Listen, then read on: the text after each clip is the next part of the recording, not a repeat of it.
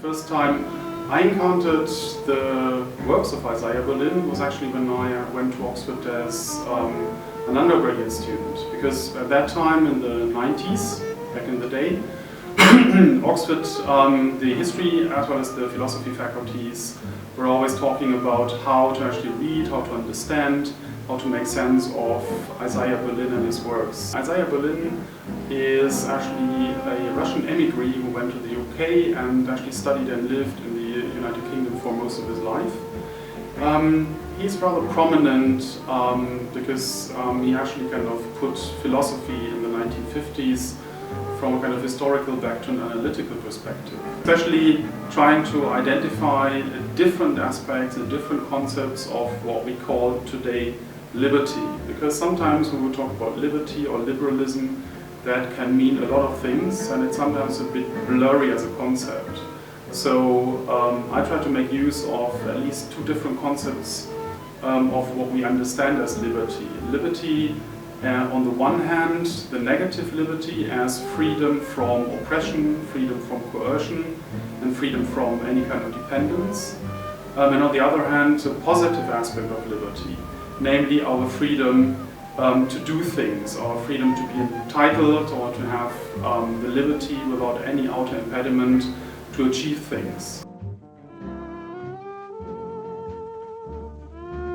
Easiest way in to look at what he describes as his two concepts of liberty or two concepts of freedom, and these are firstly negative freedom, which is freedom from something. Maybe one of the easiest ways to think about this is to think of freedom of harm, negative freedom as like motion. So if we think, for instance, if I was to throw the bottle of water across the room, when the bottle is in motion, it's free because nobody is stopping it. When it is stopped from being free is when it hits an object and falls. So in the same way, if I was to carry on my daily life, I am moving like the bottle in motion, and my freedom is limited when I would be stopped by this, when someone would impede me from carrying out my life. And that idea of sort of life in motion is very, I think, key to negative freedom. The opposite is positive freedom, or freedom to do something, which is more an enabling freedom. So if I think again about the bottle moving through the air, although it's in motion, it didn't put itself in motion. I threw it. Okay? So positive freedom is more the origin, and what enables it to move. Okay? In this case, me throwing the ball. In life, an example of positive freedom would perhaps be education, where I'm free to say go to university to do something. So to think of a real world example of this, and maybe think of a simple example where positive freedom and negative freedom come into conflict. So if we think of maybe a student say at UNNC, who is quite fond of going out to parties, say, okay? Likes to go out to have a drink and go out to a party. Nobody is inhibiting her freedom to do that. She can say go to the bar and order a drink. Nobody is stopping her, just like with the bottle in motion. Okay? If we compare that to a positive freedom, that she is able to come and study at UNNC. She's able to come and study and get that education, would be enabling positive freedom. And sometimes they come into conflict. So if we think, for instance, the going out drinking and partying inhibits one ability to study and then progress in university, so they come into conflict. So the argument would be, which one do we give more value to? And the thing Berlin is concerned about is that we give more value to the positive, or in history of thought, the positive has been given more value. So to think of our student again, if we think, for instance, she sits in her dorm and she thinks that the drinking is getting in the way of her studying and her improving herself. Okay, so she decides that she is going to make a rule for herself that she is going to stop going out drinking for a month and instead study. Now when she goes to the bar and she wants a drink, her freedom to do so is now inhibited by the law she made. But because she made this rule, the only person restricting her freedom is herself. So in this way she's restricting her negative freedom to realise that positive greater goal. And on this individual level, it sounds really good. The problem is when we extend it to a more political level. So we think of a group or social situation. So if we think, for instance, it's not one student, it's a group of students who all have this issue with the partying is getting in the way of their study. So they, as a group, decide we are not going to go out drinking this month, instead we're all going to study. So now when they go to the bar, it's not now just their will, their agreement, which is restricting their freedom, it's the group agreement. Now the problem comes if one of the students then decides they've had a really hard day, they're going to go for a drink anyway. That breaks the rule the group have made. How do the group respond?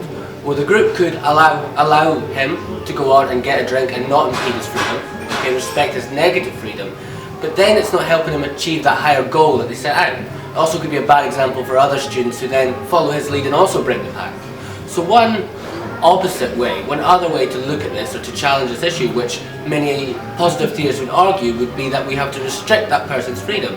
So say the group have an intervention and they say physically restrict this person from going to get a drink to obey the greater law or pact they made. In this way they would be limiting their movement, stopping them from moving to get the drink, but they would be enabling their higher freedom of reaching that goal.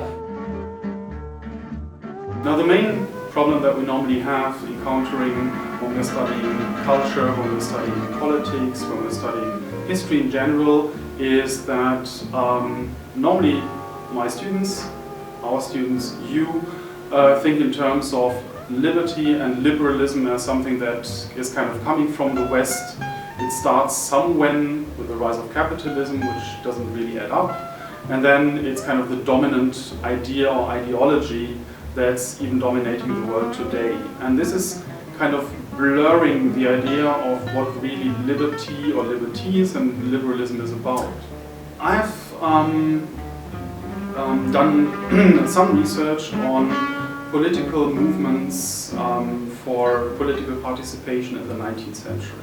I've worked on people who were actually claiming for the broadening of voting rights, both for men and women, in Britain, as much as in Germany, France, Belgium and the Netherlands. And it is sometimes interesting to see how those movements in the 19th century frame their ideas for more democracy, more participation. And if we actually kind of identify this idea of positive liberty, the liberty to do something, the liberty to participate in something, more freedom, more liberty to actually be part of political society, to become political citizens. Now on the other hand, and that is interesting about Isaiah Berlin and also about his interpretations, is that more liberty does not necessarily mean democracy. Just because you have a say in something doesn't mean that you having a say also means that the government needs to be more democratic, as meaning by the people, for the people and of the people. So in a way, talking about liberty, about the rights of political participation and the widening of it in the 19th century does not necessarily mean that we are actually moving more and more towards something which we have called democratic government. And in this sense, it's interesting to see that positive liberty needs to be distinguished as a concept from the establishment of democracy, which is a different concept. Now, if we're actually looking at the world nowadays and how we can actually apply Isaiah Berlin's ideas of liberty and how do we identify liberty in the age of globalization, I think one of the big issues that we have is that we see globalization is happening on a very high level, a level that does not really involve the individuals.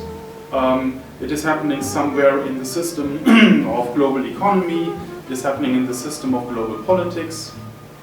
But if we, as individuals, want to relate to these kind of systemic approaches to who is governing the world and how it's governed, we have to understand that in order that we actually kind of participate in this system, we as citizens, we as global citizens, need to understand that there is something that should actually gain us or give us access to being able to participate, which is the idea of a positive liberty in global politics, but also the idea that transnational corporations, governments are responsible not only for their own people and not only towards us, but also to the people of the world as a whole.